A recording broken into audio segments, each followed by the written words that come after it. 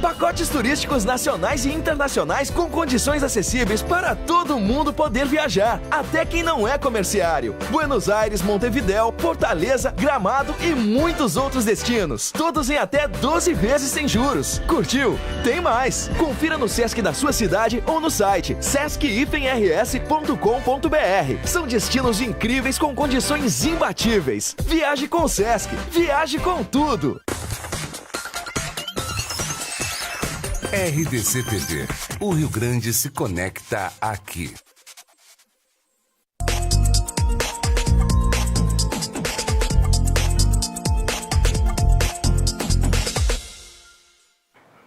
Olá, muito boa noite. Eu sou Carla Bisol. Seja muito bem-vindo ao Cruzando as Conversas de hoje aqui na RDC TV. Vamos começar as provas do Enem, considerado o principal caminho de acesso ao ensino superior no Brasil. A primeira edição do Exame Nacional de Ensino Médio foi em 1998, há 20 anos, mas com o objetivo de medir apenas os conhecimentos dos estudantes de ensino médio. Foi somente a partir de 2004 que o exame começou a ser utilizado como um critério de ingresso em algumas faculdades. E mais recentemente, há pouco tempo, entre 2009 e 2010, com o SISU, o Sistema de Seleção Unificado, o Enem tornou-se tão popular entre os jovens interessados em fazer uma faculdade.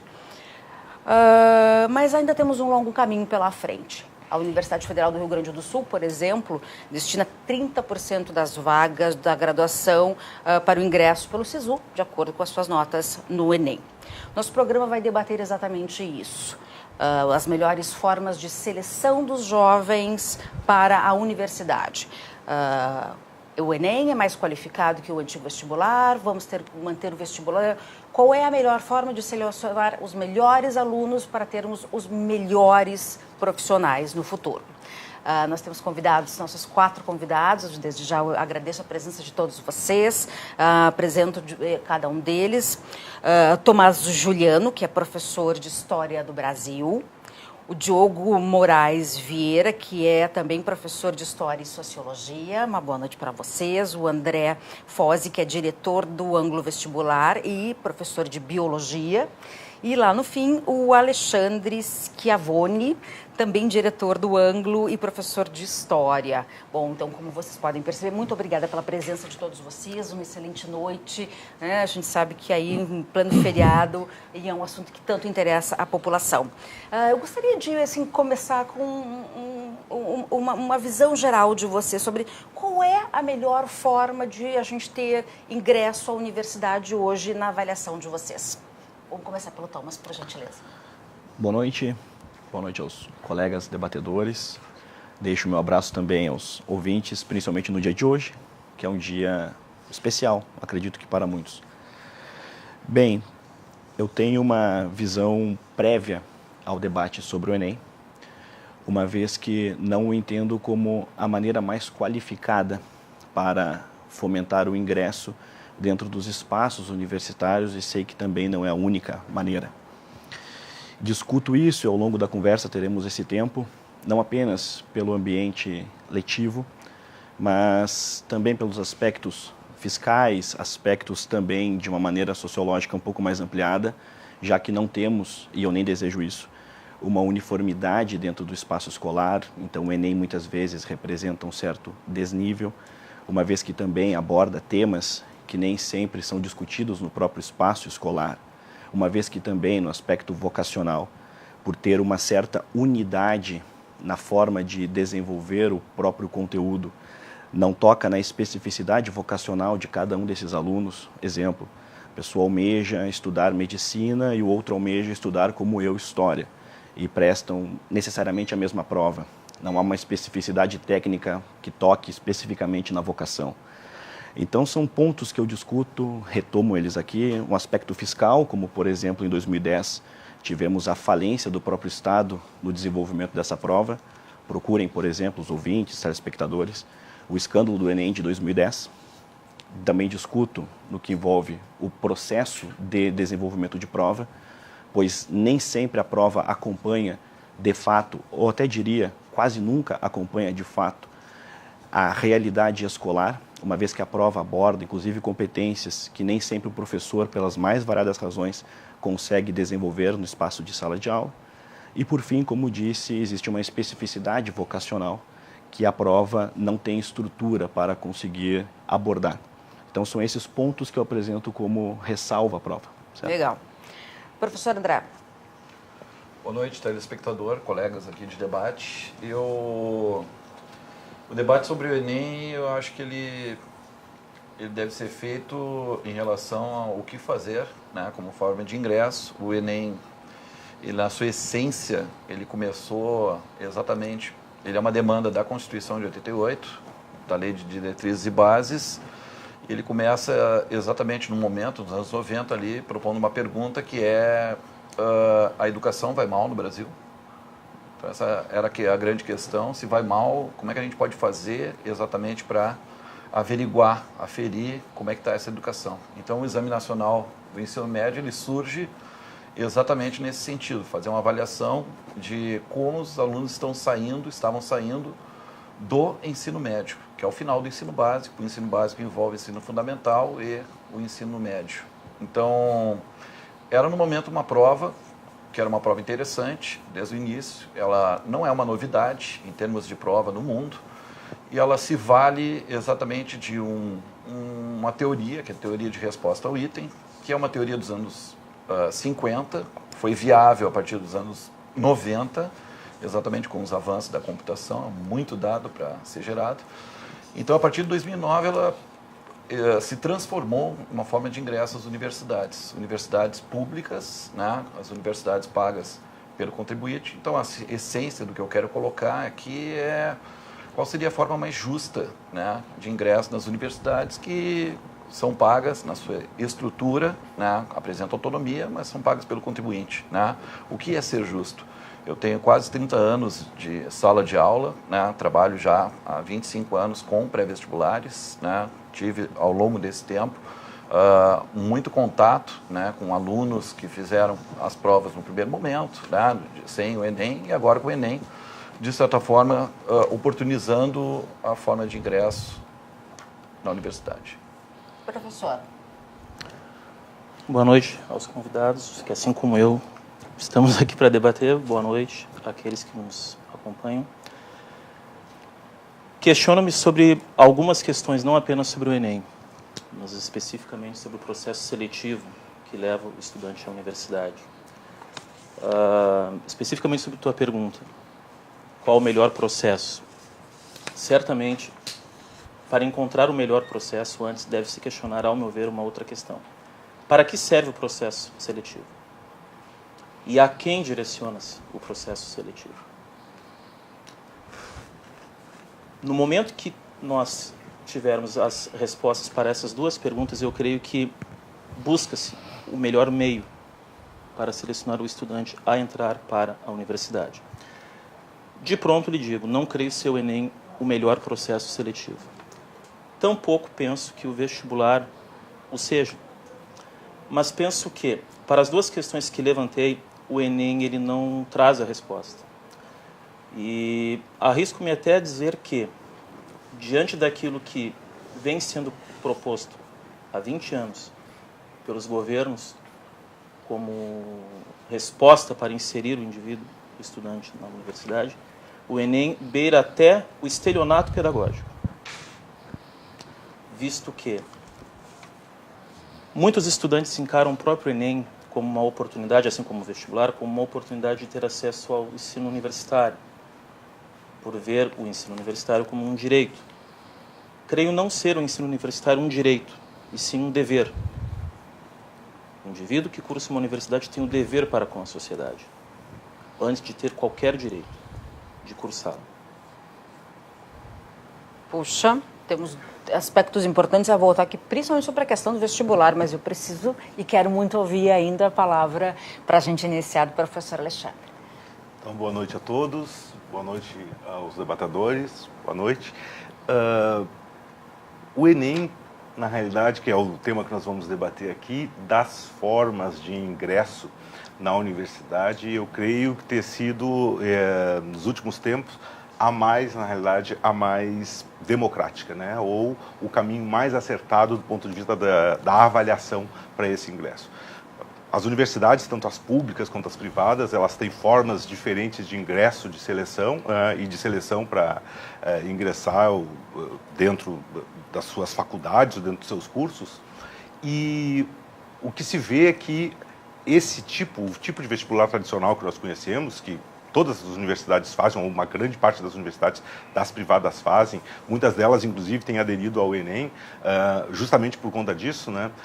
Justamente por conta desse fato, desse aspecto, né? Que o que é avaliado lá no Enem, o modo como se cobra, o tipo de questão que se levanta, o tipo de demanda que se coloca para o estudante, para o vestibulando, para esse ingressante na universidade, é um tipo de demanda bastante distinta daquela que é colocado pelas provas tradicionais. As provas tradicionais, normalmente, elas são eminentemente conteudistas, né, e abandonam ou pouco exploram, né, outras questões, outras habilidades, né. Isso, de alguma forma, também contempla, evidentemente, que um pouco da vocação do aluno ali já aparece na prova do Enem, como ela é separada por áreas, né, áreas de conhecimento, né, aquele concorrente, se aquele estudante ele tem mais habilidades na área das humanas, na área das exatas, na área das linguagens, na área da matemática, ali fica mais evidente nessa prova. E o tipo de questão, porque é a habilidade que eles estão cobrando, né? É o tipo de habilidade. Então, nesse aspecto, ele tem uma vantagem em relação aos vestibulares tradicionais, aos vestibulares comuns. Por outro lado, nós também temos que pensar que nenhuma forma, na realidade, seletiva para ingressar na universidade, ela é completamente justa, né? Teoricamente, e isso muita gente defende, evidentemente, que a universidade ela deveria ser acessível a todos aqueles que quisessem cursá-la, né? Sem passar por nenhum desses massacres, né? Ou nenhuma desses grandes moedores de carne que são os vestibulares e que é também o Enem, né? Como processo seletivo. O processo seletivo, por si só, ele se mostra, de certo modo, injusto, né? Porque ele é sempre meritocrático, né? Ele é sempre meritocrático e essa meritocracia, ela fica ali, na realidade, num meio caminho entre uma injustiça, na realidade, que pode estar se cometendo, ou uma justiça maior. Então, na realidade, eu acho que nenhum processo é suficientemente, para entrar na universidade, para ingressar na universidade, nenhum processo seletivo é suficientemente justo. Mas dentre esses que nós temos até agora, e que nós tivemos desde então, o Enem, com certeza, não tenho dúvida disso, ele é o mais adequado, ele é o mais justo, né? Ele é o mais democrático, né? Ele é o que melhor afere, na realidade, as habilidades e as capacidades daquele que está querendo ingressar. Certo. Vamos começar aprofundando o nosso debate na questão de conteúdo, do conteúdo em si. Eu acho que essa questão da fiscalização ela é muito importante, das regionalidades, mas eu gostaria de começar falando sobre o conteúdo em si, o que o aluno precisa saber para entrar numa faculdade. Com o vestibular ou com o Enem, o quanto isso muda na sua forma de estudar ou no quanto é importante o conhecimento que ele precisa adquirir para passar no Enem, para passar no vestibular, enfim, para conseguir essa vaga na faculdade. Em termos de conteúdo, o que muda na cabeça de um jovem dos seus 17, 18 anos? O quanto ele precisa estudar, o que muda um jovem lá do interior, aqui do Rio Grande do Sul ou de outro estado que queira fazer prova em outra localidade. No conteúdo, o que vocês percebem que mudou? O quanto piorou, se piorou, né? E se vocês percebem se há alguma melhora nesse sentido? Eu gostaria de começar comentando, por favor, um comentário. Do ponto de vista, esse ponto eu acho que é fundamental, né? Do ponto de vista do conteúdo propriamente dito, acho que melhorou muito, né? O tipo de avaliação do Enem, ele é muito bom nesse sentido, porque o que importa, na realidade, é as habilidades. O aluno tem que dominar determinados conteúdos, ele tem que ter aulas regulares. Em um dado momento se criticava que o Enem não cobrava conteúdos, não tinha conteúdo, por isso ele era um concurso ou um processo seletivo, melhor dizendo, raso, simplório, né? E não é verdade, né? O que acontece no Enem é justamente a perspectiva, né, que se coloca.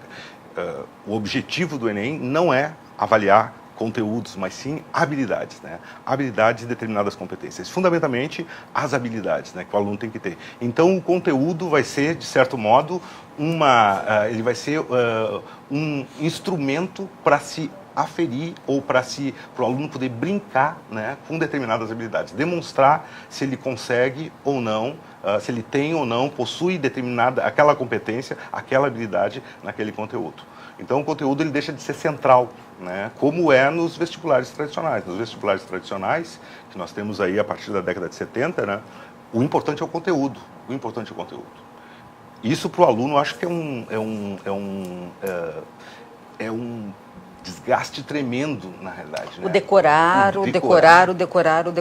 Exato. E aqui é realmente, talvez, ter um pouco mais de senso crítico e entender um pouco mais por onde as coisas realmente... Por que eu estudo física? Por que eu estudo química? Está mais ancorado numa realidade. Nesse sentido. Exatamente. Vocês concordam com essa realidade? Pelo aspecto pedagógico, pelo aspecto de conteúdo. Certo. O que vocês acham? Não é que exista necessariamente uma divergência na conclusão estabelecida de avaliação no que toca ao ambiente do conteúdo. Talvez assim um ponto de divergência que tenhamos, ele se estabelece, pois eu de minha maneira sou crítico ao entendimento que se tem a partir de planos de competência, por ética, por visões um pouco mais horizontais, que escapam muitas vezes de certos sistemas que um dia o pensaram. Exemplo, para poder chegar na questão do conteúdo. Se nós pensarmos um pouco historicamente na fundação do Ministério da Educação, nós temos frases ali e pareceres, por exemplo, de Gustavo Capanema, que foi um de seus pensadores, de que a educação brasileira ela tinha o desejo ou como seu objeto a formação de um tipo de homem ideal. O homem social, ou naquele momento o homem do Estado de Vargas. A partir da década de 30 até, por exemplo, 2018, nós temos uma série de transições naqueles homens que pensaram o Ministério da Educação, as pautas de educação. Então, o entendimento de ética, muitas vezes, ele é variável. E o que eu questiono é justamente o quê? Esses parâmetros curriculares que temos hoje como PCNs, pois eu acho que são reféns ou meios para que exista uma transitoriedade e que você não tem, de fato, um resguardo ao conteúdo em si. Então, exemplo, hoje nós temos um entendimento sobre ética que toca especificamente o governo vigente. Daqui a 4 anos teremos outro, há 20 anos atrás tínhamos outro, há 40 outro. Enfim, eu questiono muito essa relação que eu entendo como promíscua entre Estado e educação.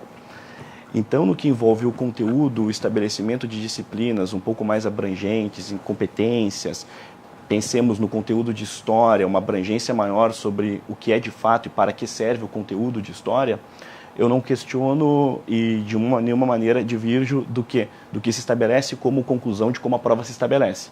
O que eu questiono é algo prévio a isso. Como isso é pensado e para que isso é pensado e a transitoriedade que esse conteúdo tem, diferentemente do tipo de governo. Pensemos assim, nós há uma semana experienciamos uma eleição. Os 2 candidatos, com diferentes leituras, questionaram e questionam o sistema de Enem e os 2 estavam propondo mudanças dentro do sistema de avaliação. Vide que talvez é um terreno pacífico o questionamento sobre como a prova se estabelece. O que existe talvez sempre em divergência é como solucionar isso e qual o meio de solução. Então, só para concluir no que envolve o conteúdo, sim, existe algo no Enem que é uma especificidade que a disciplina ela é questionada a partir de outros valores. Ou pelo menos ela tem um recorte um pouco maior. Só que este recorte muitas vezes possibilita que certas visões de mundo sejam apresentadas ali. Vou pegar um exemplo, um tema caro às pessoas que pensam um pouco mais inclinada à esquerda, por exemplo. Simone de Beauvoir já foi apresentada ali de uma maneira menor do que muitos a entendem. Por outro lado, aqueles que pensam, por exemplo, que os agrotóxicos são uma medida de fato salutar para o desenvolvimento humano, os agrotóxicos também já foram apresentados como algo abjeto, algo ruim. Então o Enem é sempre uma prova muito permissiva a visões de mundo. E eu acho isso muito questionável. Mas assim, voltando, assim, pelo olhar do jovem que está fazendo a prova, o formato do Enem, ele facilitou ou ele dificultou? A minha questão ainda é... Eu entendo muito bem o teu ponto e acho que e concordo. A minha questão é só isso, em termos de conteúdo, essa coisa do decorar, como a gente falava, eu não acredito que tenha mudado muito, continua tendo que se decorar questões. mas o jovem, com o Enem, ele se sente mais encorajado, ele se sente mais... se ele estudar, se ele se dedicar, vai ser melhor a forma como se dá o conteúdo? Vocês concordam nesse ponto ou não? Posso fazer só um adendo? Claro, para complementar até que dizia, já que nesse sentido, no conteúdo, existe sim uma abrangência.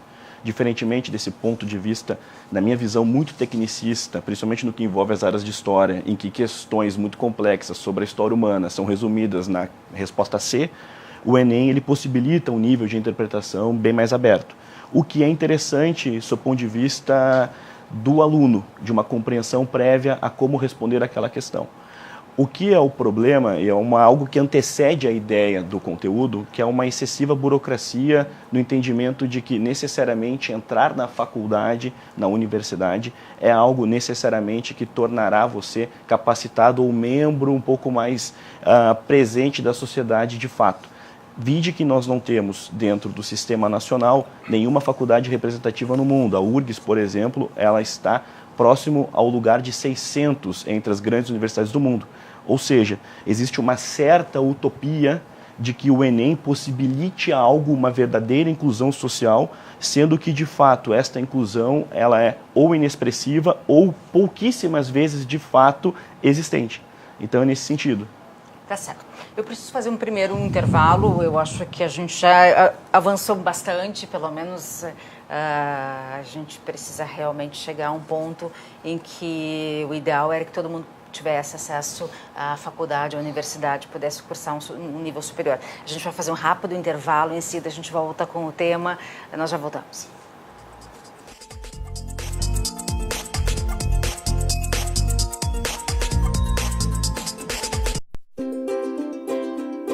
O Lorenzo é uma criança muito ativa, então ele precisava de um esporte que cobrasse dele mais concentração e disciplina.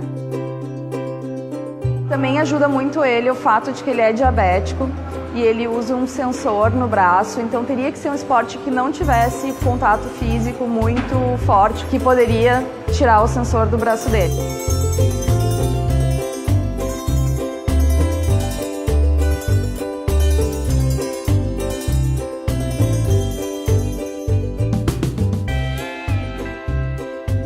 Se a criança puder experimentar diferentes modalidades esportivas e aí então poder fazer uma escolha, faz com que seja uma escolha mais dentro daquilo que tem a ver com o perfil dela, e a chance dela permanecer praticando esse esporte, se for uma escolha feita por ela, é muito maior. Desde que ele iniciou a esgrima, o principal é a concentração, assim, é o tempo de concentração numa atividade, a dedicação, né, que ele tem. Isso reflete muito na execução dos temas da escola, em prestar atenção na aula. Ele tinha um pouco de dificuldade de se concentrar em alguns itens específicos, tarefas mais demoradas, e agora a gente nota que ele consegue se focar mais, e eu acho que esse é um super benefício que veio para ele com a esgrima. Assim como a esgrima, tem outros esportes que também oportunizam o desenvolvimento de habilidades emocionais. O judô, o vôlei, a ginástica artística.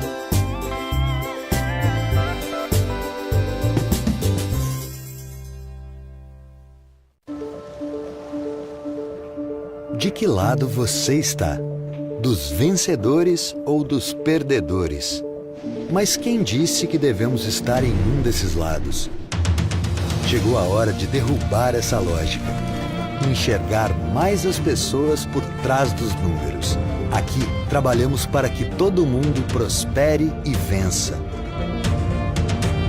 Unicred, é assim que vamos transformar o futuro. Você não faz ideia de como uma cortina, uma persiana podem transformar o ambiente de uma casa. E aqui na Casa das Redes você encontra uma linha incrível das persianas da marca Persilux, com muito tempo de tradição no mercado, qualidade e realmente tecidos lindos, várias opções de cores. Tem a romana, rolô, plissada, sheer elegance. Tudo isso você encontra com a credibilidade da Casa das Redes, que faz sob medida para você e, claro, um desconto super especial para quem assiste a RDC TV, bem como a linha de cortinas de tecido. A sua casa vai ficar muito mais aconchegante. Felipe Camarão, 469-3312-1824. Vem para a Casa das Redes. Fica a dica.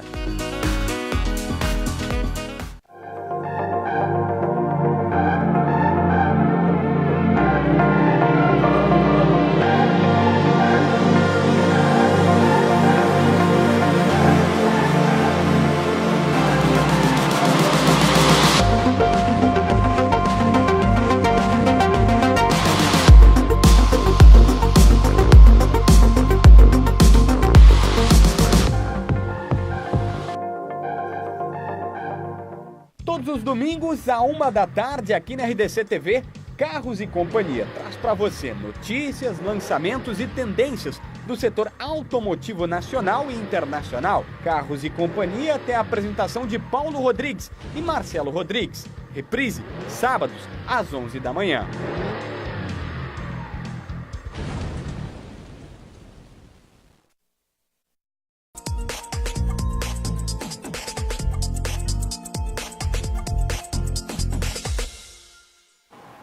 Seguimos o nosso debate sobre o Enem, o Exame Nacional de Ensino Médio. As primeiras provas acontecem nesse domingo e eu gostaria agora de ouvir a posição do professor de História e também de Sociologia, Diogo de Moraes Vieira, em relação a essa nossa discussão sobre os caminhos, né? E principalmente a posição do Enem nesse momento, como se firmá-lo.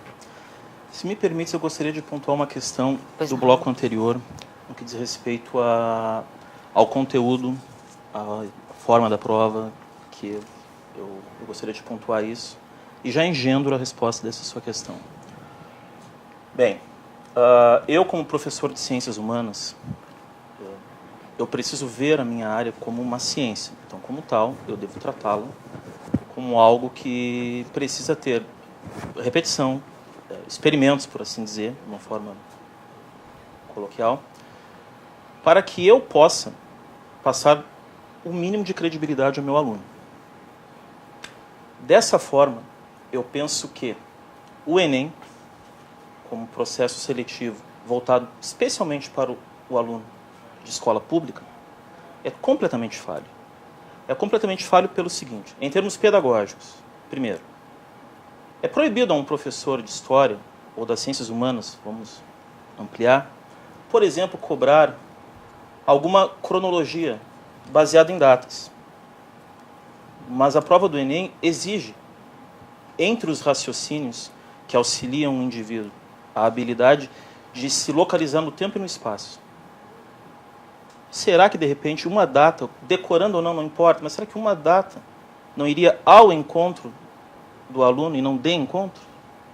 Então, esse é um ponto pedagógico, por exemplo, que o Enem não consegue abarcar a realidade do aluno do ensino médio ao qual ele tenta auxiliar. Uma outra questão pedagógica.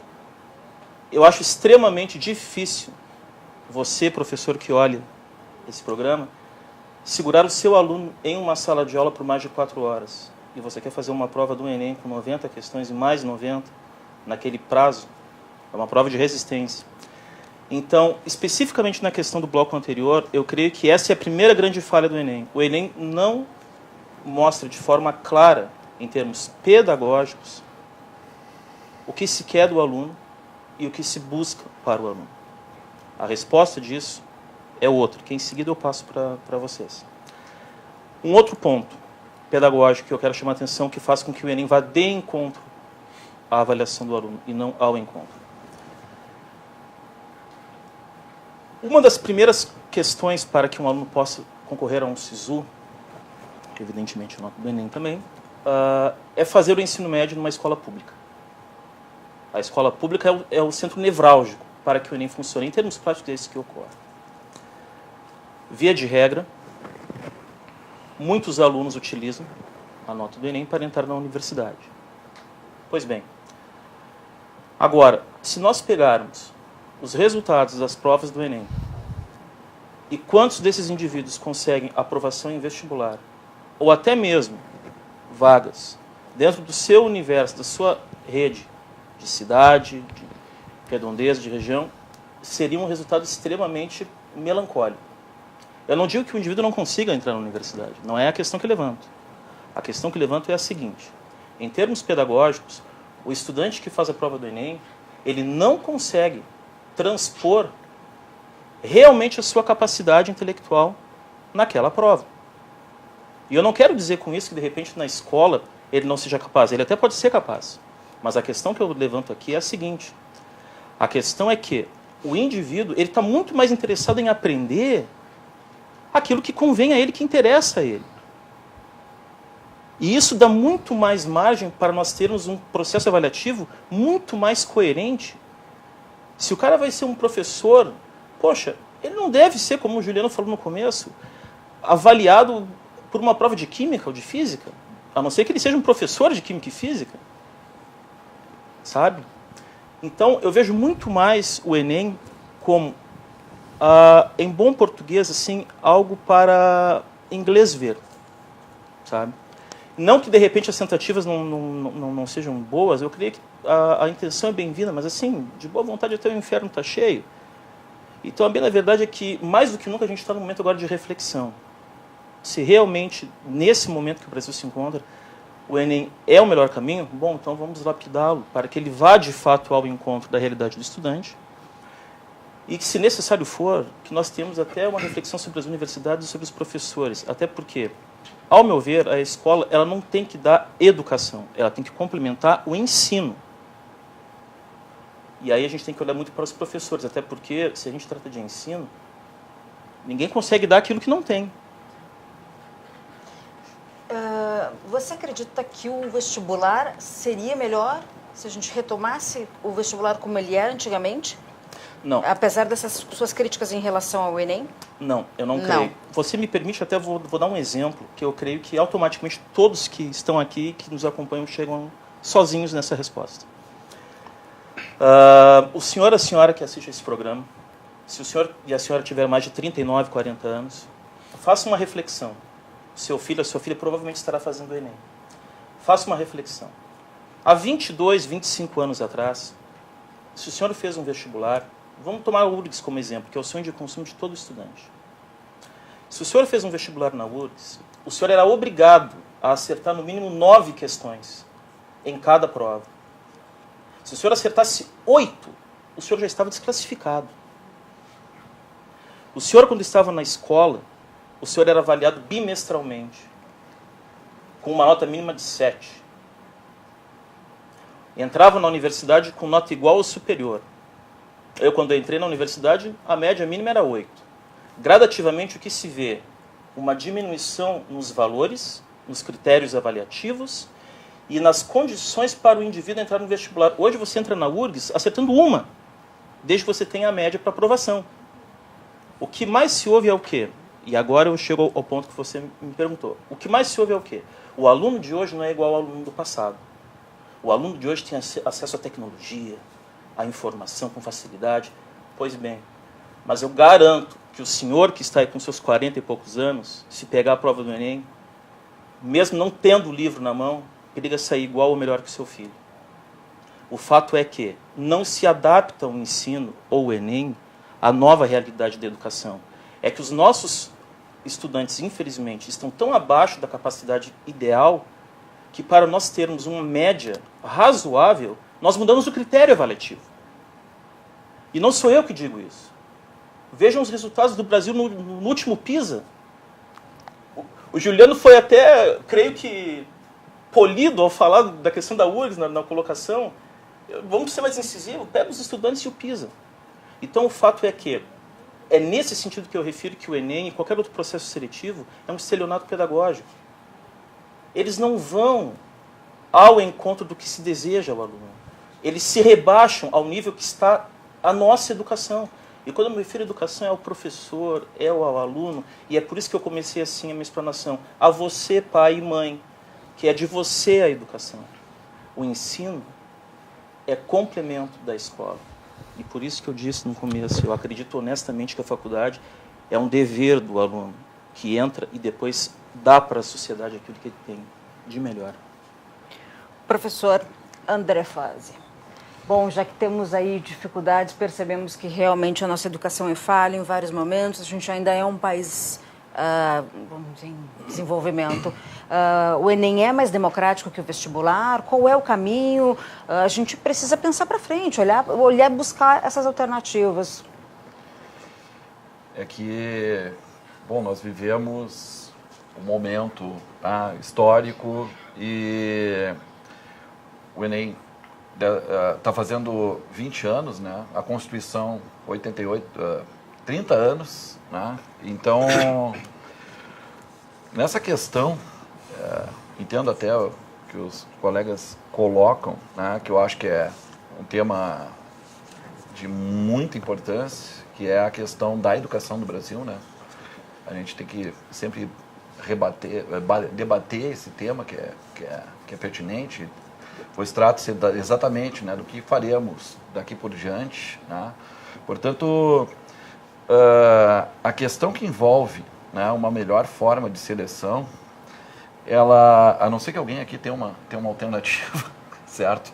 Quando eu entrei na URGS, né, aproximadamente 20 mil candidatos, certo?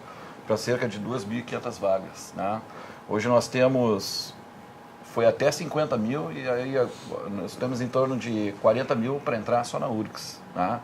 Então, o Enem, na forma que ele está estruturado, ele se vale exatamente de quando ocorreu a sua proposição, inclusive de reestruturar o ensino médio, certo? Promover uma reestruturação, de forma a que se deixasse de dar tanto valor assim à massa de conteúdos, né? E aqui, eu biologia, vocês a história, nós temos aqui 2 verdadeiros trens, né, em termos de conteúdo, certo? E sai desse modelo, tá, para se pautar exatamente nessas questões que estão ligadas à competência e habilidades. O que é uma habilidade? Uma habilidade é uma operação mental, certo, que se faz para resolver um problema. Então, de certa forma, a gente sai num sistema, certo, que ainda é em vigor nas universidades, a URGS aqui é a única que mantém, né, pública, certo, no conteúdo como um fim, sim, próprio, tá, para tratar exatamente em cada uma das áreas do conhecimento, das 4 áreas do conhecimento, de 8 ou 9 competências, e a essas estão ligadas a cerca de 30 habilidades, tá? Então, o que o aluno é colocado para resolver, certo, são exatamente problemas, situações, problemas. O país, nosso Brasil, ele é um país com 518 anos com problemas, certo? Portanto, esta forma, tá, em 45 questões, né, por área, certo? As questões são colocadas, são pré-valoradas, tá? Nós temos uma prova que é onde as 45 questões elas são colocadas de acordo com um determinado valor, né, que está ligado à teoria de resposta ao item aí, certo? Portanto, tem questões que oferecem, na verdade, a oportunidade do aluno montar um caminho, algo mais ou menos assim. O sistema tradicional, ele funciona, vou ser simplista aqui, né? 2 alunos, cada um faz uma prova com 10 questões, certo? Aí o que interessa, né, é o aluno acertar 6, né, dessas 10 questões. Quaisquer 6 dessas 10 questões, né? O Enem não é assim, certo? O Enem é uma prova onde o aluno ele tem que perseguir, na real, aquilo que é, dentro do campo da psicologia e pedagogia, chamado de psicometria. Ou seja, é possível, essa é a teoria, é possível a gente colocar um valor no conhecimento do aluno, certo? Isso é uma prova, tá, que, de certa forma, certo, traz o aluno, né, para conversar e perguntar para ele o que tu sabe, né, o que tu tem de conhecimento com base nos problemas aí que estão ligados às áreas do conhecimento. E o aluno vai ter que acertar, né, até o nível de proficiência dele. Ou seja, se fosse na escola, certo, oportunizado, né, da mesma forma como é o Enem, esses 2 alunos, cada um fazendo 10 questões, iria obrigatoriamente importar quais são as 10 questões ou as 6 questões que cada um deles acerta. Não é acertar qualquer 6 questões, né? Então, existe uma coerência pedagógica na prova do Enem, onde o aluno, ele, na verdade, seria submetido a uma prova onde ele, de certa forma, teria que acertar as questões fáceis, acertar as médias, tá? E até a uma questão com maior grau de dificuldade, até o nível de proficiência. Portanto, é uma prova que beneficia o aluno que estudou, certo? Esse sistema, que é chamado de sistema anti-chute, né, não dá a possibilidade, certo, para que um aluno, né, mais ou menos preparado, né, ou aluno que possa, de certa forma, né, se envolver em chutes tradicionalmente ocorrentes, né, eles serão, na real, acusados pelo algoritmo ali do computador, certo? E eles terão a sua nota diminuída. Quem estuda, quem se prepara, mas principalmente, né, aqueles alunos que estão atentos a essa questão de que some exatamente o conteúdo como fim em si próprio, tá? E esse conteúdo agora ele tem que ficar à disposição, certo? Do aluno para que ele possa resolver problemas. Cada item é sempre um problema, certo? Nesse campo aí, né, nós temos vários avanços nessa questão de quais são os grandes problemas, certo? Então, o aluno ele tem que estar atento, tem que fazer uma preparação, que daí eu vou concordar, né, talvez, certo, é para aí que ele surgiu para a reestruturação do ensino médio, no modelo que existe na maior parte das escolas, tá? Atualmente não existe um preparo, certo?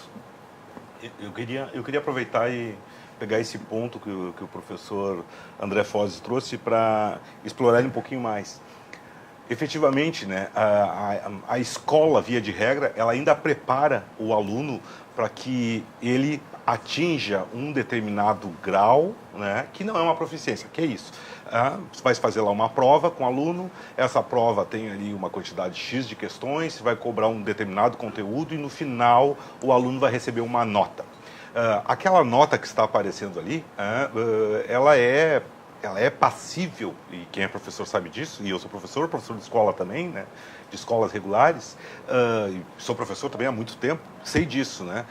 Tem uma série de fatores que são absolutamente impossíveis de ser expressivos. Aquela nota ela não expressa, na verdade, aquele número 7, 8, 9, 6, 5, não expressa o conhecimento do aluno. Não expressa, na realidade, a proficiência, né, que esse aluno tem naquela minha área de conhecimento. Isso eu tenho absoluta certeza. Né? Por quê? Por que isso? Porque entra uma série de fatores no momento que ele está fazendo a prova. Uma delas é a questão do chute, por exemplo, que lá no Enem ele vai... É improvável que ele faça isso. Quer dizer, ele pode fazer, mas isso vai vir em prejuízo dele. A questão do chute. Nesse outro modelo, no modelo tradicional, não prejudica. O chute, na realidade, vai, de alguma forma, se ele chutar bem, se ele chutar certo, se ele tiver sorte, né, ele vai acabar sendo beneficiado, vai acabar sendo premiado. Né? E já no modelo do Enem, não. Como disse o professor Foz, a prova toda, ela agora já serve para os alunos, né? Espero que eles não estejam vendo agora, porque eles têm que estar descansando nesse momento, né? Eles deveriam estar descansando, mas os pais deles podem conversar com eles depois sobre isso, né? Na prova do Enem, o que importa sempre é isso, é o aluno mostrar o grau de proficiência dele naquela área do conhecimento. Ele não tem que acertar tudo. Por exemplo, uma das grandes demandas, dos grandes medos do aluno é a prova de matemática, por exemplo. Eu sou professor das humanas, né? E os alunos, na prova de matemática, eles arrancam os cabelos porque eles não conseguem terminar toda a prova, mas não tem por que terminar toda a prova. Né? Ele não teria por que fazer. Por quê? Porque justamente as questões todas as 45 questões, elas têm um nível de proficiência dos mais variados. Tem as questões fáceis, as questões médias e as questões difíceis. Esse grupo de questões, que são as questões difíceis, elas têm também graus de proficiência, porque é uma nota, né? Cada questão tem uma nota que é antes pretestada. Um valor, né? Na realidade não é uma nota, é um valor. 800 e poucos, 700 e poucos, 300 e poucos são as fáceis, né? Então essa régua que eles usam, que é a TRI, né? Que eles usam para depois... distribuir as questões, as 45 questões, ela tem desde um valor muito baixo, tipo 200 e pouco, 300, até um valor muito alto, 800 e pouco. Então, tem questões ali de 300, 400, 500, 600, 700, 800 pontos. Essas questões lá é para aqueles alunos que têm realmente um grau de proficiência muito grande, que dominam muito. Isso vai poder mostrar, bom, se eu gosto muito de matemática, eu vou provavelmente conseguir fazer estas questões todas, inclusive essas questões difíceis. Agora, eu não posso, ao fazer a prova, eu não posso errar aquelas questões lá que tem um grau de proficiência muito baixo. Tipo aquelas questões fáceis, as questões lá das 4 operações. Não pode errar isso e tu conseguir fazer questões lá do cálculo 1 da universidade. Porque alguma coisa tem aí. Talvez alguma dessas questões, ou essas questões que tu fizesse, e essa que tu acertou com um valor alto, provavelmente tu chutou. Porque tu não sabe somar 1 mais 1 e acertou uma questão que é cálculo 1. Então, nesse sentido, o Enem ele é mais democrático nesse sentido, né, no sentido de poder avaliar o aluno, e ele é mais justo também, ele é mais justo na avaliação. Tem uma questãozinha que é importante também, até pais, né, família que tem vestibulandos, né, ficar atenta, e até, de certa forma, né, é importante a gente colocar aqui, cada vez que uma universidade, certo, ela ingressa, né, com a possibilidade de ter vagas via SISU, né, via Enem, tá? Ela tem que fazer um termo de adesão ao SISU. Isso quer dizer o quê? Na URGS, por exemplo, cada curso, tá, ele indica para as 4 áreas do conhecimento e mais a redação, tá, um peso que ele vai dar, certo? Um peso 1, 2 ou 3, tá? De certa forma, isso aí tem nos cursos via a URGS pelo vestibular, né? Cada curso tem, né, a sua questão dos pesos, né? Que são exatamente aqueles itens que vão influenciar, certo? Então, isso, de certa forma, né, o aluno que vai fazer para medicina tem na área de ciências da natureza, né? E na área de redação vale 2, né? A licença de natureza vai valer 3, certo? Porque ali ele tem essas questões que são importantes. Portanto, é muito importante que o aluno que vá prestar o Enem, né, e o SISU em janeiro, tá, ele saiba que a partir desse domingo, certo, ele vai ter que se dedicar a algumas áreas em detrimento das outras, tá? Se dedicar mais, né? Porque esses pesos são relevantes. Na fundação, na Universidade Federal de Ciências da Saúde, por exemplo, é tudo peso 2, tá? Decidiu que todos os cursos lá que entrassem pelo Enem, certo, seria tudo igual, tá? Mas essa parte na URGS, por exemplo, tem relevância, certo? Na hora do aluno se dedicar, e ele pode, né, avaliar a estratégia melhor para alcançar um bom resultado. Ou seja, se eu vou fazer para engenharia, é bom que eu tenha um bom desempenho, então, na área da matemática. Se eu vou fazer por direito, relações internacionais, é bom que na área das humanas ali eu mostre uma proficiência melhor. Eu gostaria de discutir com vocês 2 assuntos práticos. Um que me parece que é favorável e outro contrário, e aí eu gostaria da opinião de vocês. O Tomás Juliano já levantou, que é a questão de como fiscalizar. Né? Hoje, a presidente do INEP anunciou uma super parceria com a Polícia Federal para coibir qualquer tipo de irregularidade. Esse é um aspecto que talvez seja negativo. Bom, na minha época de vestibular, não se cogitava entrar com um ponto ou se passar uma cola. Então, esse é um aspecto que me parece que depois contra. Um aspecto que me parece que é positivo, e aí gostaria de ouvir também a opinião dos senhores, com uma boa nota do Enem, com uma avaliação, muitos desses jovens conseguem alguma bolsa de estudos, um financiamento, que eles conseguem entrar também em alguma universidade particular. Né? Então, mesmo quem não tem condição de pagar, é uma forma mais democrática, uma forma mais razoável para quem é um bom aluno, se dedicou, ter uma boa nota e conseguir uma vaga numa universidade particular. Temos aqui, eu estou levantando 2 aspectos, né, que são diferentes, obviamente, mas são de ordem prática, já fugindo um pouco do conteúdo. Deixo para vocês tirarem para o ímpar por qual começamos. Por favor. Antes de mais nada, cabe sempre ponderar que estabelecer críticas ao Enem não faz de você necessariamente crítico às bolsas de maneira geral. Ok. Mas eu, de minha parte, discuto como elas se estabelecem. A começar, por exemplo, pelo entendimento do que se tem por acesso democrático. Vide, por exemplo, que, digamos, determinado professor tem 2 filhos, ele conseguiu um desconto em uma escola particular em que ele lecionava. Ele, durante todo o processo de formação escolar daqueles alunos, seus filhos, ele tinha seus descontos e trabalhou e conseguiu prover aquele tipo de ensino, porém, esses mesmos alunos não possuem as condições, vide pais e vide os seus acessos aos seus primeiros empregos, a conseguir pagar o seu próprio ensino, mas, em contrapartida, precisarão trabalhar para poder pagar os seus xerox, os seus livros, as compras acadêmicas de maneira geral. Ou seja, este aluno ele é muitas vezes tolhido do acesso à Universidade Federal, por causa das questões de cargas horário, etc., e porque precisa trabalhar. Mas, em contrapartida, não terá as condições de acessar o mesmo ingresso a bolsas, pois ele tem a característica de ter saído dentro de uma formação dentro do ambiente privado. Então, eu não entendo a democracia em si, numa discussão até maior do que necessariamente o Enem, como um valor absoluto. Vide, por exemplo, que se a maioria decidisse que o assassinato é uma coisa boa, o assassinato não seria necessariamente bom porque a maioria o decidiu. Então, eu não acredito que a democracia seja um valor e não acredito que o Enem em si e todos os processos de bolsa, eles estabeleçam de fato a inclusão democrática, como muitas vezes se tem, que eu prefiro utilizar a palavra como acesso.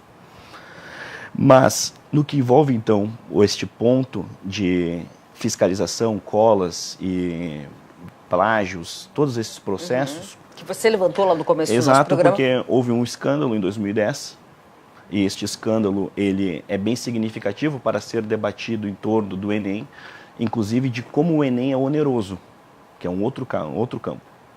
Então, nesse sentido, quando se fala que o Enem é oneroso, a gente pode inclusive ampliar a discussão, e eu faço um gancho do que foi colocado pelo meu colega, sobre o retorno que muitas vezes se estabelece dos universitários, dos graduandos e dos graduados dentro de um ambiente geral, do acesso público, às demandas sociais, etc. Vide, por exemplo, que você pode ter participado de todos os seus semestres de faculdade e você sequer ter lido um livro inteiro durante toda a sua graduação. Vide como o sistema muitas vezes estabelece que você lê fragmentos de uma matéria, fragmentos de outra disciplina, e você sai dali sem nenhuma espécie de formação na sua própria hora de qualificação, e depois você se soma, dentro do ambiente dos ensinos de professores hoje, a um núcleo bem significativo de professores que não conseguem ler 2 livros ao ano.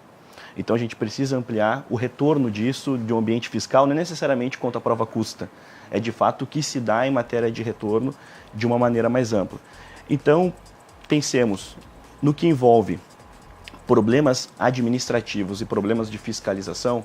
Eu tenho uma visão de que para o mal, o ser humano ele tem uma capacidade impressionante, sempre nova. A gente tem aí assim, o absurdo é infinito. Então, assim, pontos, daqui a pouquinho eu vou inventar, se já não existe, né? O cabelo que é ponto, sabe? Enfim, então assim, essa é uma questão até que me interessa menos. O que me interessa de fato é essa discussão sobre o quanto o Enem e quanto as universidades, de uma maneira geral, as universidades públicas, passam a ser onerosas à medida em que os nossos índices de qualificação são muito baixos e à medida com que, por exemplo, como aconteceu em 2010, uma prova, por um erro, tem que ser reimpressa e aquilo, dentro da demanda de um próprio Enem, onera o próprio contribuinte e, de fato, os responsáveis por aquilo continuarem exercendo o seu trabalho dentro de um ambiente público. Não há, de fato, um questionamento a isso, ou quando há, é um questionamento sempre parcial.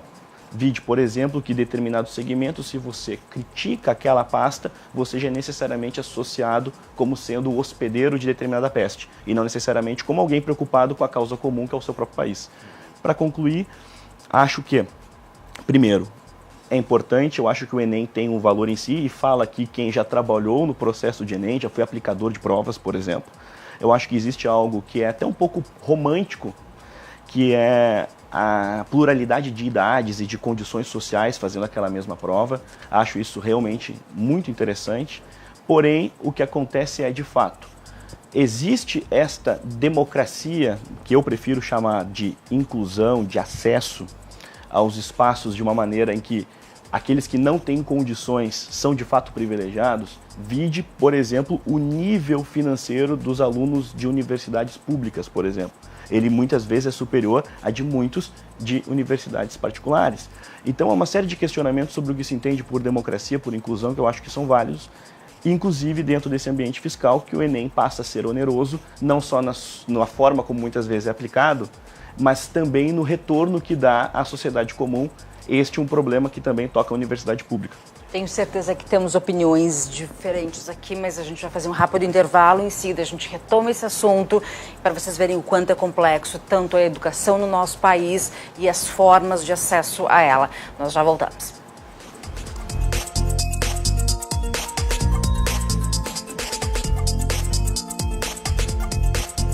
Fica a dica para você que vai construir ou reformar e procura piso vinílico laminado de qualidade e com excelente preço. É aonde, Peter? É aqui na Espaço Decor, a maior variedade com os melhores preços e sempre a pronta entrega. Piso laminado Duraflora a partir de R$ 64,90 um metro quadrado colocado e piso vinílico a partir de R$ 74,90 um metro quadrado também colocado. Não tem preço melhor em Porto Alegre. Tudo colocado e tem uma baita novidade chegando. Uma novidade, piso laminado da Quick Step com garantia contra umidade. Ele tem 5 anos de garantia contra inchamento de borda. É para correr agora na João Valig 706 ou 3029-8470. Tá vendo a instalação? A sua melhor opção. Vem para Espaço Decor. Essencial Máquinas de Café. Tem em sua empresa ou evento o verdadeiro café expresso ou cappuccino. Oferecemos locações a partir de um dia com diversos modelos de máquinas automáticas italianas à sua disposição. Para sua máquina própria, oferecemos toda a linha de insumos e também manutenção. Solicite uma visita ou orçamento. Um bom café é essencial. A PW Service é uma empresa com excelência em prestação de serviços terceirizados como manutenção predial, limpeza e conservação, portaria, serviço em alturas, obras cíveis, limpeza de prédio, planejamento diferenciado de acordo com a necessidade do cliente. Ligue 51 3031 4819 e 51 98186 8783.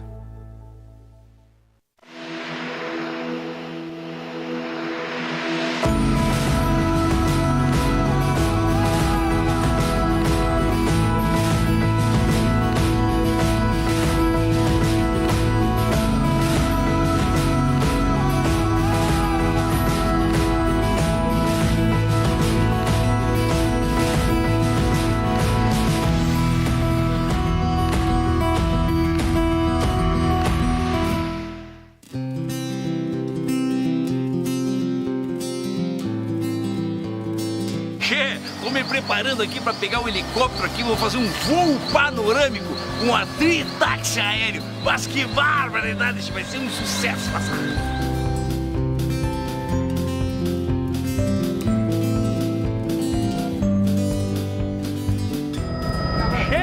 Olha que coisa bem linda, rapaz! O Lago Negro, com os pedalinhos, que privilégio! A gente aqui de cima com a Tritaxi aéreo. Poder ver isso aqui tudo, che, de cima. Mas que barbaridade! Baita passeio, che!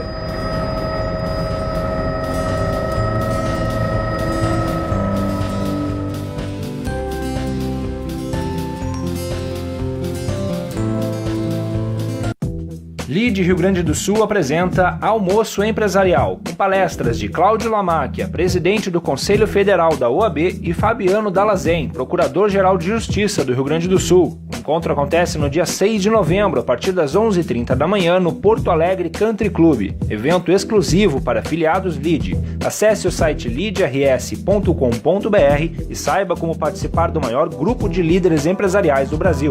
Realização LIDE. Quem é líder, participa.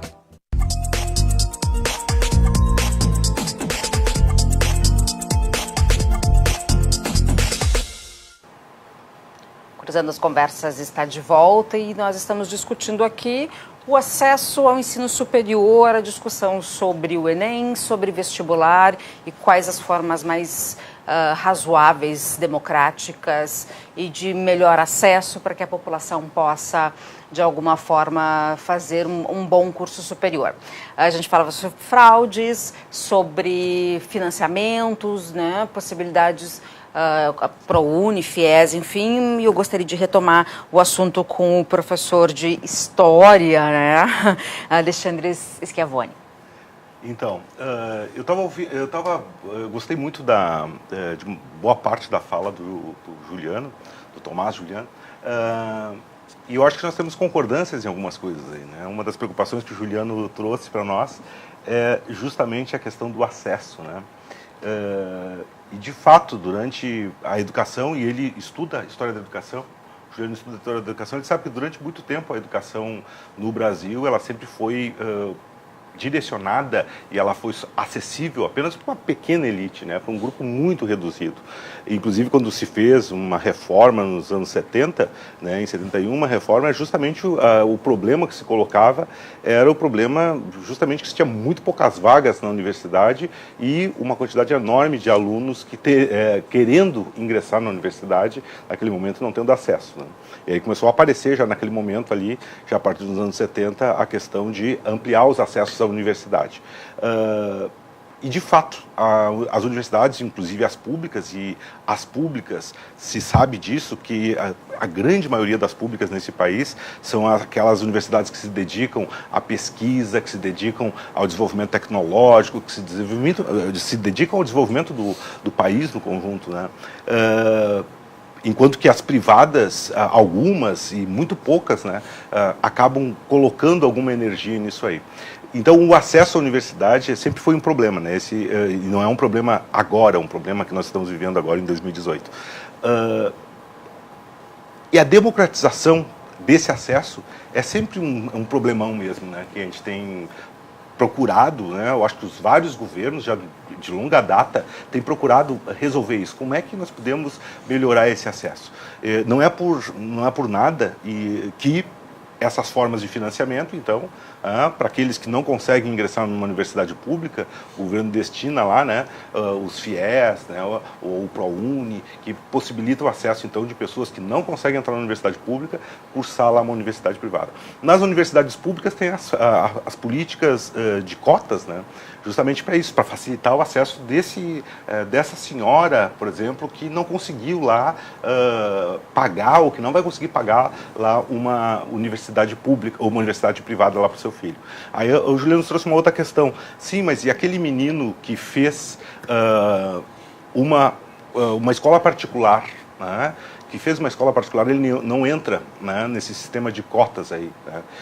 Se calcula ou se imagina que ele, por ter estudado numa escola privada, né, e se é verdade, né, aí é de se buscar se isso é verdade ou não, que a escola privada é melhor do que a pública, né? Teoricamente ele deveria demonstrar então um grau de proficiência melhor do que os alunos da universidade das escolas públicas, né? E aí então ele conseguiria entrar também na universidade pública por esse outro caminho. Então as possibilidades de caminho, né, de ingresso na universidade são amplas, né? São amplas na realidade. E eu acho que é isso mesmo. Eu acho que o Juliano traz uma questão importante. A gente tem que procurar, na realidade, aperfeiçoar esse sistema, né, para democratizar esses acessos cada vez mais, né, cada vez mais na universidade. O Thomas, ele tratou também da questão da fiscalização. O Enem brasileiro, né, ele só não é maior do que o vestibular, adivinha só onde? Na China. Na China? A China tem, na verdade, né? E olha, a China é um vestibular, né? 10 milhões. Mas, desculpa interromper, mas vamos lembrar que o caso das provas terem sido... alguém simplesmente pegou e fez as cópias, né, 2010. É isso que eu queria levantar, porque foi em 2010 esse é o problema. Depois a gente não escutou mais falar sobre isso. Até me admira, de certa forma, né, que a gente não tenha. O Enem já foi a 8 milhões e meio, certo? Depois, agora está em torno de 4 milhões e meio, né? Uma prova nacional, certo? Já se discutiu a ideia de tornar regional, pelo menos, né? Mas não se avançou nisso aí. Agora, um ponto que eu acho importante é que antes do Enem existir, nessa questão de democratização, principalmente das vagas, tá? Essa meritocracia ela era pautada de acordo com o aporte financeiro que a família tinha na possibilidade de colocar um filho querido para fazer vestibular em todas as universidades que pudesse, certo? Então, contava, na real, com a possibilidade de o aluno fazer uma verdadeira turnê pelo estado do Rio Grande do Sul, indo em todas as universidades públicas que tinham vestibular próprio, certo? E aí o capital financeiro que ia, na real, pautar a possibilidade dele, fazendo 7, 8 vestibulares aí, ia conseguir entrar principalmente nos cursos mais buscados aí, como medicina, certo? Com o Enem acabou isso aí. né? O Enem ele traz a possibilidade a cada ingresso, né, de que o aluno só possa optar por 2 vagas, somente 2 vagas a cada ano, tá? Então, o Enem, quando foi colocado, né, ele tinha essa ideia de democratização das vagas, acesso às vagas, tá? E a outra coisa que também não se averiguou, principalmente aqui, é a mobilidade acadêmica, certo? De fazer uma prova aqui, certo? E aí o aluno poder ir estudar em outro estado, né, do Brasil, certo? Que a gente observa que mais alunos chegam exatamente do que os daqui saem, né? Que é, de certa forma, aquela ideia ligada aos Estados Unidos, né? Os filhos nascem lá e a família sabe que elas vão ter que ter que angariar dinheiro para pagar a hipoteca, né? E o dinheiro para a universidade, porque eles vão estudar. Aqui, de certa forma, não está tão concretizado, né? Mas existiu, vou dizer, uma chacoalhada no cardume, né, com relação a isso, né? Então, transformar a possibilidade, né, de ter acesso, isto aí, dentro de da inexistência de uma democracia ideal, realmente, né? Isso aí foi um grande avanço. Eu falei democracia e aí eu percebi que realmente acesso seria o ideal, né, do que a gente pensar numa democracia. Eu queria só pra gente, eu tenho um outro tema que eu quero encerrar com vocês, mas eu queria falar um pouquinho sobre o estelionatário pedagógico. Sem problemas. Sem problemas. Eu no intervalo eu comentava assim, gente, então não tem saída, é isso que vocês querem me dizer? Não tem saída do vestibular, a gente precisa evoluir, a gente precisa buscar soluções, a gente precisa construir nosso país e é através da educação. O que a gente vai fazer? Bom, eu que parei, posso começar? Deve. Não, essa ideia do estelionato pedagógico e aquela questão de tu alterares a dinâmica das regras avaliativas em função do decréscimo da qualidade dos próprios alunos. Cai a régua. Veio-me à mente quando eu li a obra do Pascal Bernardin, Maquiavel Pedagogo. E, de fato, há um estelionato pedagógico. Pelo seguinte, eu retomo o início da minha fala, lá no primeiro bloco. Eu creio que o ponto nevrálgico, pelo menos para mim, quando eu penso no Enem, é para que serve o Enem, qual o propósito dele? Ao que me parece, eu não posso fechar os olhos para a realidade que me cerca. O fato é que todos os estudantes que fazem o Enem, eles têm como propósito ser aprovado para poder fazer vestibular, prestar vestibular, aprovar um vestibular, poder concorrer a um SISU e entrar em uma universidade. Mas aí, ao meu ver, é que está o grande erro. Por quê? Eu acho que há uma saída. E a principal saída começa na forma como se encara o ensino. Qual o propósito do ensino? Por que eu penso dessa forma? Pelo seguinte, o indivíduo que pensa que a educação dá condições a ele de trabalho está completamente equivocado. Se você vai à escola, o ensino fundamental, o ensino médio, quando você termina, você não tem a garantia de um emprego. Mas você tem a certeza que se você não colocar o seu filho, você vai preso. Então, em termos mais pragmáticos, a educação básica não lhe dá a garantia de algo. Na verdade, lhe toma a liberdade caso você não a coloque na escola. Então, esse é o primeiro ponto que eu quero trazer para deixar claro que a escola complementa a educação, é ensino, a educação vem de casa. E onde entra a universidade, mais especificamente o Enem, nesse ponto? O Enem, ele corrobora esse vício que já existe no Brasil, a partir desse processo avaliativo. O Enem, eu não entro na questão se ele dá oportunidade para várias pessoas de repente cursarem em vários estados. O ponto que eu trago para a questão do Enem como processo avaliativo não é esse. É para que serve e qual o propósito. O Enem, ele não avalia o estudante enquanto estudante. Até porque o próprio estudante, quando o faz, ele pensa, eu vou entrar na universidade, terei no futuro um emprego e tenho um futuro garantido. É uma falácia.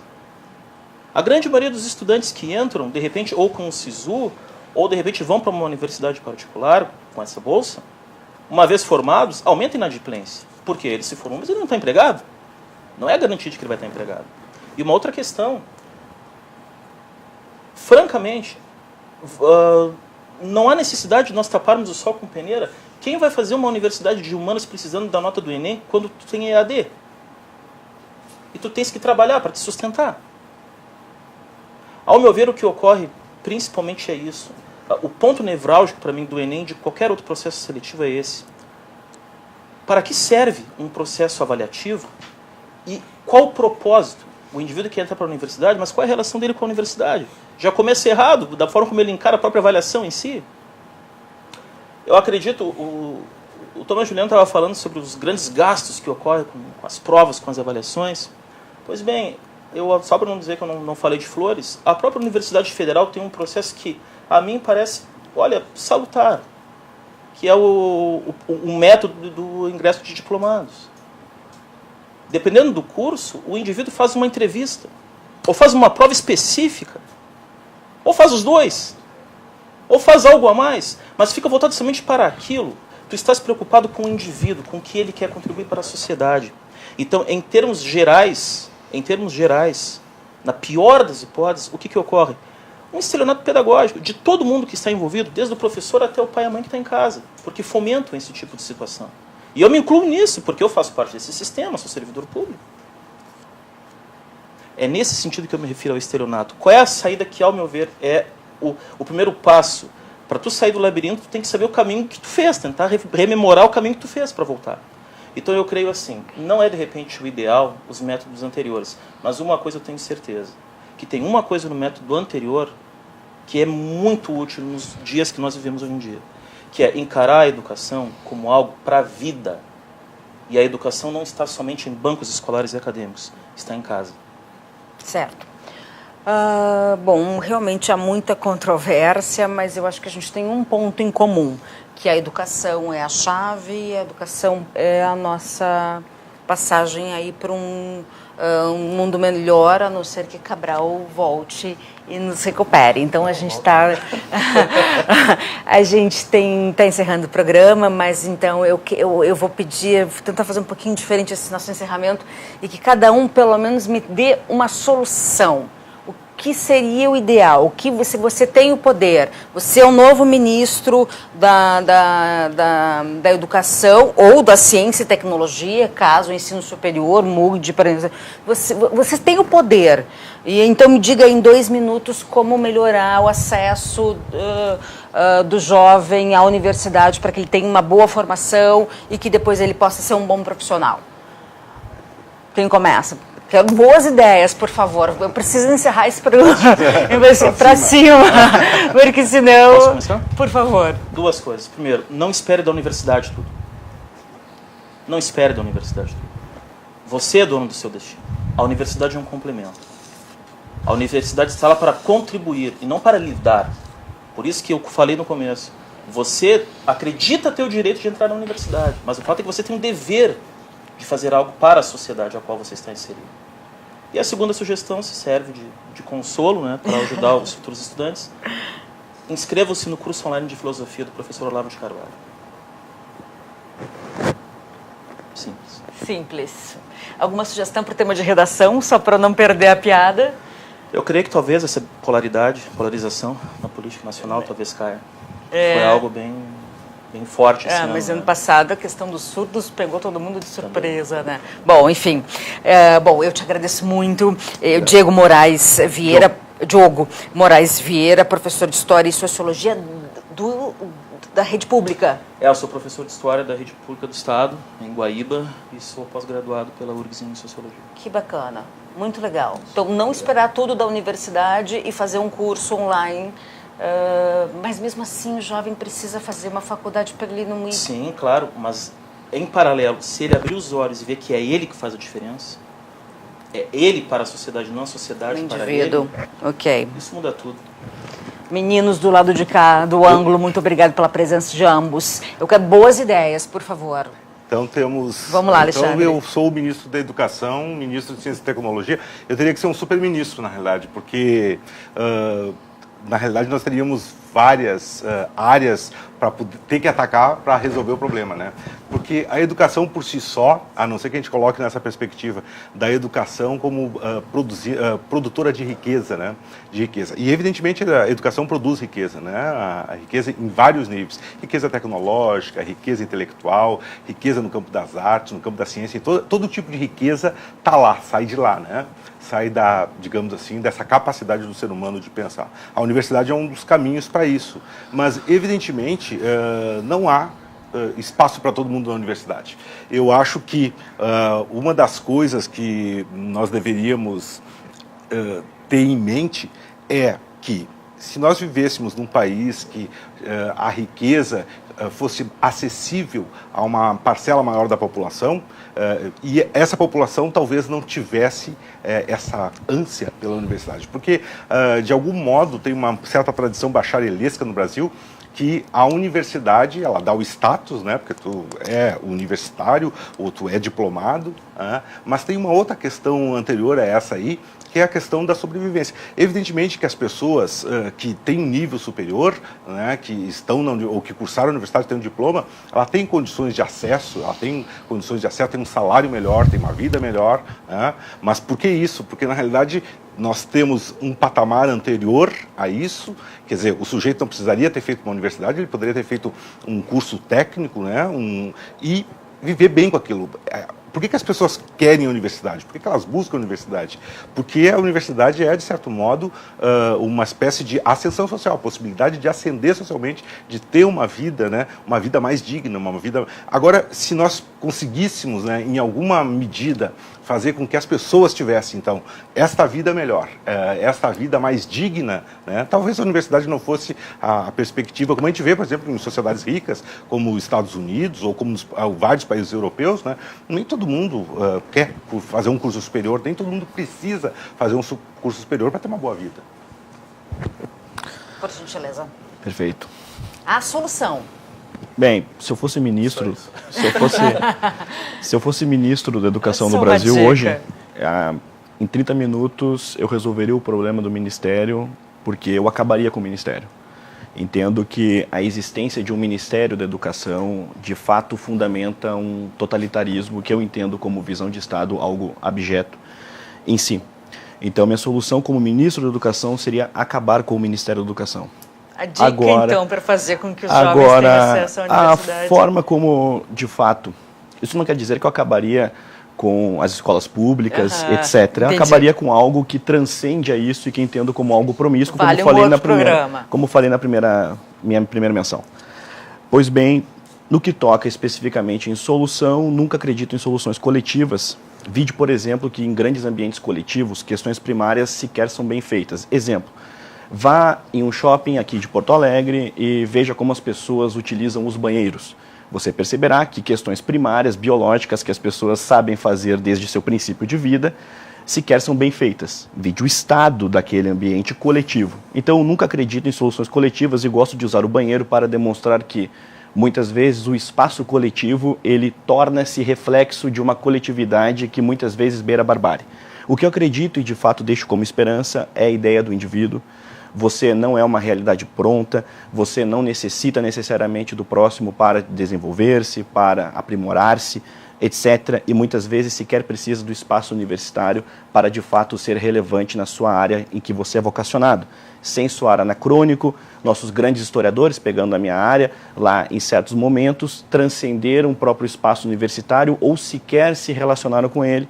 Ou seja, dá para você conseguir superar a realidade tradicional, sendo você, de fato, alguém voltado à sua vocação.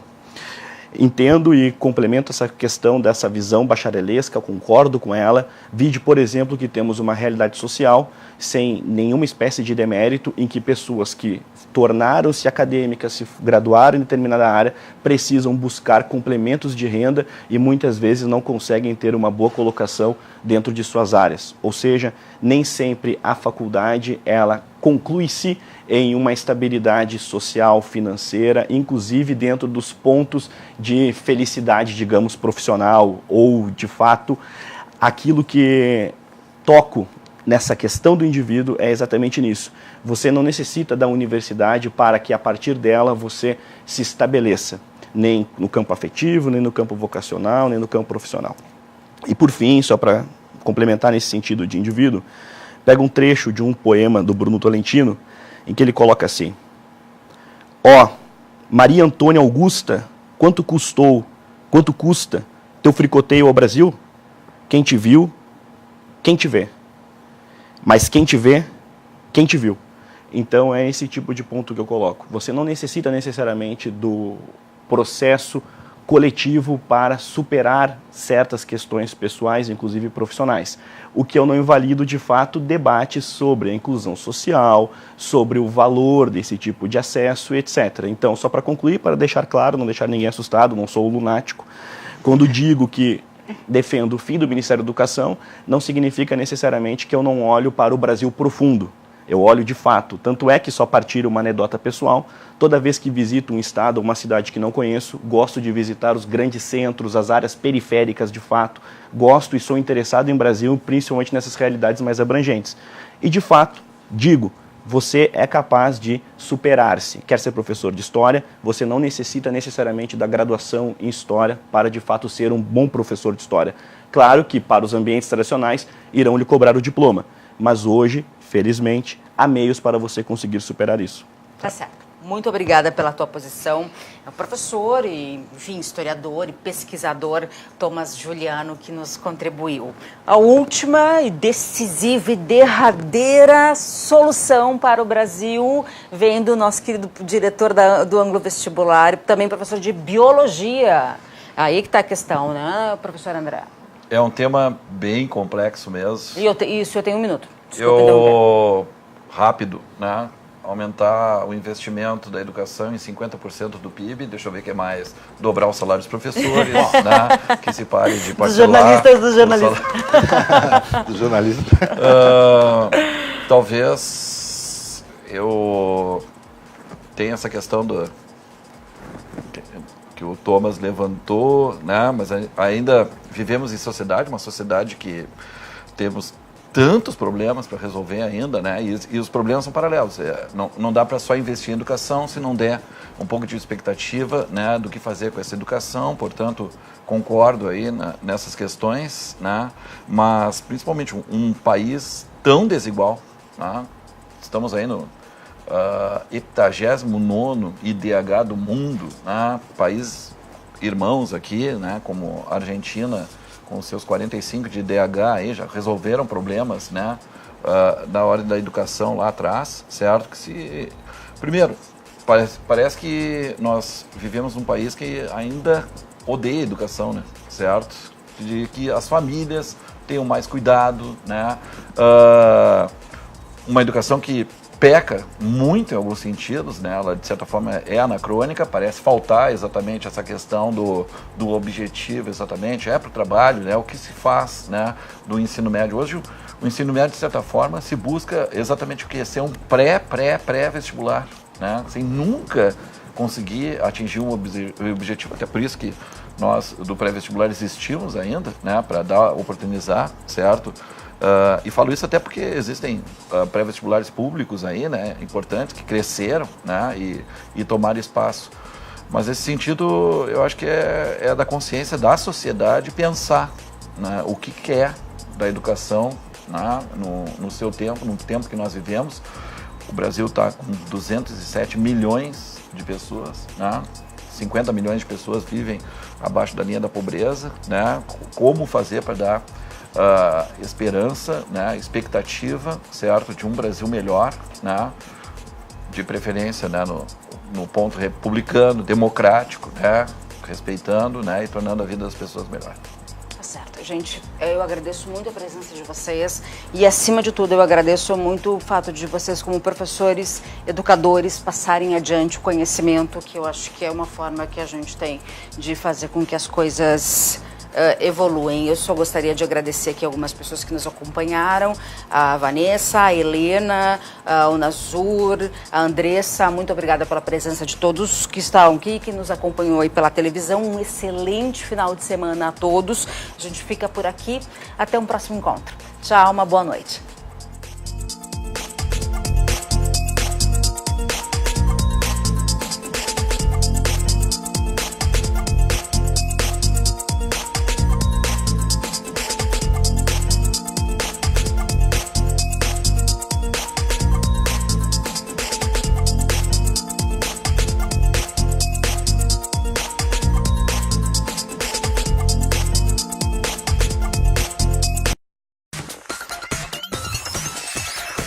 RDC TV.